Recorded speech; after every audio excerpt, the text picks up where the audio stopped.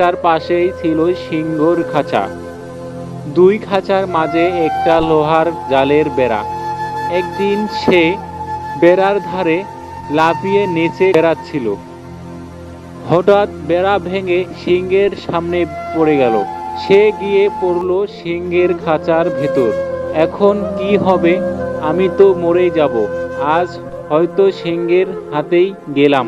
ভয়ে জোর থুর করে খাঁচার এক কোনায় বসে দোয়া দুরুদ পড়তে লাগলো। এদিকে সিংহটা কিছুক্ষণ চুপ করে বসে থেকে ধীরে ধীরে উঠতে লাগলো।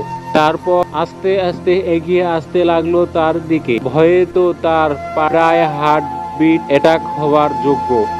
এদিকে সিংহটা একেবারে কাছে চলে এসে গিয়েছে। প্রাণের ভয়ে প্রাণের মায়া ছেড়ে দিয়ে ছেলেটা যখন কালেমা পড়তে শুরু করলো, ঠিক তখনই সিংহটা বলে উঠল, ভাই, এত ভয় পাবে না।